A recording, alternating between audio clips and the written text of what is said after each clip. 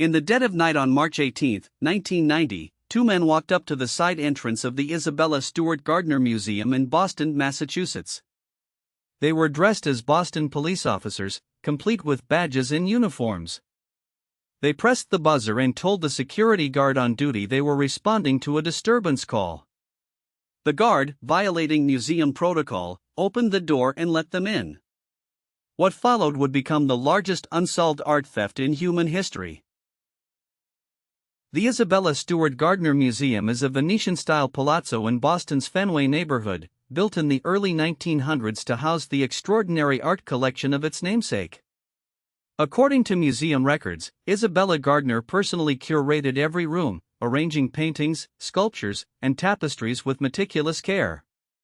Her will stipulated that nothing in the museum could ever be moved or changed. The collection included works by Rembrandt, Vermeer, Degas, and Manet, masterpieces of incalculable cultural significance. According to the FBI's official case file, the two men entered the museum at approximately 1:24 a.m. Once inside, the fake officers told the night guard, 23-year-old Rick Abath, that there was a warrant out for his arrest. They ordered him to step away from the security desk, a move that prevented him from triggering the alarm. They then called over the second guard on duty, and within minutes, both guards were handcuffed and led to the basement, where they were duct-taped to pipes. With the guards neutralized, the thieves had the entire museum to themselves for the next 81 minutes. According to the security motion detector records, which were the museum's only surveillance system at the time, the two men moved methodically through the galleries. They went first to the Dutch room on the second floor, where the most valuable works were displayed. Their movements suggest they knew exactly what they wanted, though their ultimate selections would puzzle art experts for decades. The first painting taken was Vermeer's The Concert, one of only 34 known paintings by the Dutch master. According to art historians, it is considered one of the most valuable stolen artworks in the world, estimated at over $200 million alone. The thieves cut it from its frame, a crude method that risked damaging the delicate 17th-century canvas. They also took Rembrandt's only known seascape, The Storm on the Sea of Galilee, slicing it roughly from its ornate wooden frame. In total, the thieves stole 13 works of art from 3 rooms over the course of their 81-minute raid. According to the museum's inventory, the stolen pieces included 3 Rembrandts, a Vermeer, 5 works by Degas, a Manet, a Flink, and a Chinese bronze vessel from the Shang dynasty. They also took a finial, an eagle-shaped decorative piece from atop a Napoleonic flag. The estimated combined value of the stolen works exceeded $500 million. What baffled investigators from the beginning was what the thieves chose to take and what they left behind. According to the FBI, they walked past paintings worth far more than some of what they stole. They ignored a Titian masterpiece but took a relatively minor Flink landscape. They attempted to remove a Rembrandt self-portrait but gave up when they could not free it from the wall. They took a small Degas sketch but left behind major works by Raphael and Botticelli. The selection pattern defied logic.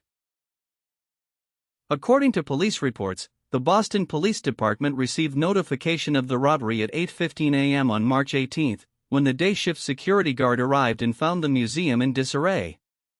The 2 night guards were discovered in the basement, unharmed but shaken. Rick Abath, the guard who had opened the door, immediately became a person of interest.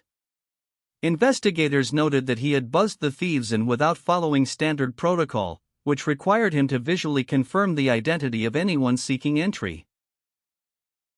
The FBI launched one of the most extensive art crime investigations in American history. According to Bureau records, hundreds of agents were assigned to the case over the following months. They pursued leads across the country and around the world. The investigation quickly focused on organized crime networks in the Boston area, particularly the notorious Winter Hill Gang and the Italian-American Mafia. Both organizations had well-documented histories of involvement in art theft and trafficking in the New England region. One of the primary suspects to emerge was Bobby Donati, a known associate of the Boston Mafia. According to court documents and FBI informant reports, Donati had previously been involved in planning art thefts and had connections to the criminal underworld that could facilitate the sale of stolen masterpieces. However, Donati was murdered in 1991, just 1 year after the Gardner heist, his body found stabbed and stuffed in the trunk of a car. Whatever he knew about the stolen paintings likely died with him. Another major suspect was Carmelo Merlino, a career criminal who ran an auto body shop in Dorchester, Massachusetts. According to FBI surveillance records, Merlino was overheard in 1999 discussing a plan to return the Gardner paintings in exchange for a reduced sentence on unrelated charges. He allegedly told an undercover FBI agent that he could deliver the stolen works. However, the deal fell apart when Merlino was arrested in a sting operation for planning an armored car robbery before the paintings could be produced. The FBI also investigated David Turner, an associate of Merlino's who was suspected of having direct involvement in the heist.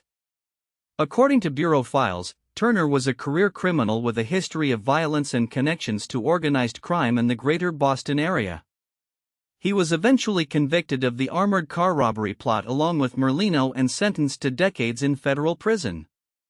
Turner has consistently denied any involvement in the Gardner theft and has never been charged in connection with the heist. In 2013, the FBI made a landmark public announcement about the case. According to their official statement, the Bureau believed it had identified the two men who committed the robbery. They stated that the thieves were members of a criminal organization based in New England and that the art had been transported to the Connecticut and Philadelphia areas in the years after the theft. However, the FBI declined to name the suspects, both of whom were believed to be deceased, and the paintings remained unrecovered. According to investigative reports published by the Boston Globe, one of the suspects identified by the FBI was Robert Guarente, a low-level mobster with ties to the Philadelphia crime family. Guarente's widow reportedly told investigators that her husband had possessed at least some of the stolen paintings and may have passed them to Robert Gentile, a Connecticut man with mafia connections. Gentile was repeatedly questioned and his property was searched, but no paintings were ever found at his home. Robert Gentile became a central figure in the investigation despite his repeated denials of any involvement. According to court records, Gentile failed multiple polygraph examinations when questioned about the stolen artwork. A search of his property in 2012 uncovered a handwritten list of the stolen Gardner paintings along with their estimated values. Gentile claimed the list was meaningless and that he had no knowledge of the paintings' whereabouts. He was convicted on unrelated weapons charges and died in 2021 without ever revealing anything. The museum has maintained the empty frames on display in the exact positions where the stolen paintings once hung. According to museum officials, this was done both in compliance with Isabella Gardner's will, which forbade any changes to the collection's arrangement, and as a powerful visual reminder of what was lost. Visitors to the museum describe the empty frames as haunting, golden borders surrounding nothing but bare wall, each one a silent testament to one of history's greatest cultural crimes. The reward for information leading to the recovery of the stolen artworks has grown over the years. According to the museum's official offer, anyone who provides information that directly leads to the return of all 13 works in good condition will receive $10 million, making it the largest reward ever offered by a private institution. The FBI has its own separate tip line for the case. Despite these enormous incentives, no credible recovery lead has materialized in over 3 decades of investigation. Security guard Rick Abath has remained a controversial figure throughout the investigation. According to his own statements to the press, Abath was simply a young college student working a low-paying night shift who made a terrible mistake by opening the door. However, investigators noted several suspicious details. According to the security logs, Abath had made an unauthorized entry on the motion detection system approximately 24 minutes before the thieves arrived, a detail he has never adequately explained to investigators. The investigation has explored the possibility that the heist was connected to other criminal enterprises. According to FBI documents obtained through Freedom of Information Act requests, investigators examined whether the paintings were used as collateral in drug trafficking deals, as bargaining chips for reduced sentences, or as currency in the international criminal underworld. The art black market operates in shadows that are nearly impossible for law enforcement to penetrate, and stolen masterpieces have historically been used as untraceable high-value assets. In 2015, the WBUR and Boston Globe collaborative podcast Last Seen brought the case to a massive new audience. According to the investigative series, their reporters uncovered new details about the criminal networks that may have handled the paintings in the years after the theft. They traced potential connections between Boston organized crime, the drug trade in New England, and art dealers willing to handle stolen works. The podcast helped generate new tips, though none led to the recovery of the artworks. According to art crime experts, the longer stolen masterpieces remain missing, the less likely they are to be recovered. Paintings stored improperly can suffer irreversible damage from temperature fluctuations, humidity, and light exposure. The delicate oils used by Rembrandt and Vermeer are particularly vulnerable. Some experts fear that some or all of the Gardner paintings may have already been destroyed, either accidentally through improper storage or deliberately by someone who realized they could never safely sell or display them. The Gardner heist exposed catastrophic failures in museum security that were shocking even by 1990 standards. According to security consultants who later reviewed the museum's protocols, the Gardner had no surveillance cameras, no backup alarm system, and no armed guards. The motion detection system recorded movement but did not trigger any external alert. The night guards were young, minimally trained, and paid barely above minimum wage. They were tasked with protecting a collection worth $500 million with almost no support. International law enforcement agencies have assisted in the investigation over the years. According to Interpol records, alerts for the stolen Gardner paintings have been circulated to police forces in over 100 countries. Art dealers, auction houses, and private collectors worldwide have been warned that purchasing any of the 13 works would constitute trafficking in stolen property. Despite this global net, no confirmed sighting of any stolen Gardner painting has been reported since the night they were taken. Some investigators have theorized that the heist was commissioned by a specific collector, a wealthy individual who wanted these particular paintings for their private viewing. According to this theory, the seemingly random selection of artworks actually reflects the personal taste of the unknown buyer. The Vermeer and Rembrandts would be obvious targets, but the Degas sketches and the Chinese bronze suggest someone with eclectic and knowledgeable tastes. This so-called dark collector theory remains unproven but persistent among art crime specialists. The statute of limitations for the robbery itself expired long ago, but according to federal law, there is no statute of limitations for the possession of stolen property. This means that anyone currently holding the paintings could still face prosecution, but it also means that someone who came forward with information about the painting's current location might negotiate immunity. The museum has stated publicly that their primary concern is recovering the art, not prosecuting whoever currently possesses it. In recent years, advances in technology have offered new hope.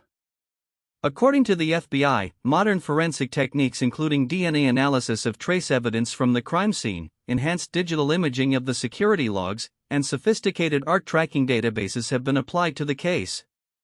Additionally, facial recognition technology and artificial intelligence have been used to analyze the limited physical descriptions of the thieves. These technological advances represent what investigators call the best new hope for a breakthrough. The cultural impact of the theft extends far beyond monetary value. According to art historians, the loss of Vermeer's The Concert represents the disappearance of one of humanity's greatest artistic achievements. Only 34 Vermeers are known to exist in the entire world. Each one is a window into 17th-century Dutch life rendered with unparalleled mastery of light and composition. The theft of The Concert didn't just rob a museum. It robbed all of humanity of the ability to stand before a work of irreplaceable genius. Every year on March 18, the anniversary of the heist, the Gardner Museum holds a special commemoration. According to museum staff, the empty frames are illuminated with special lighting, and the stories of the stolen works are shared with visitors. The museum's director has stated that they believe the paintings will eventually come home. The anniversary serves as both a memorial and a call to action, a reminder to the world that somewhere out there, 13 masterpieces are waiting to be found and returned to their rightful home. The Boston FBI field office maintains a dedicated tip line for the Gardner case, and according to Bureau representatives, they still receive calls regularly. Some are from crackpots and attention seekers, but others contain fragments of information that agents meticulously investigate. The case has been passed through multiple generations of FBI agents, each one inheriting the files, the theories, and the determination of their predecessors. For the FBI, the Gardner heist is not just an unsolved case. It is an institutional obsession. As the decades pass, the Gardner Museum heist grows more legendary and more tragic. According to the museum's own estimates, the stolen collection would be worth well over $1 billion at today's market prices. But the true loss cannot be measured in currency. 13 works of art that survived centuries of wars, revolutions, and natural disasters were taken in 81 minutes by two men who have never been identified. The empty frames still hang on the gallery walls, waiting. And the world still wonders where the masterpieces are hidden.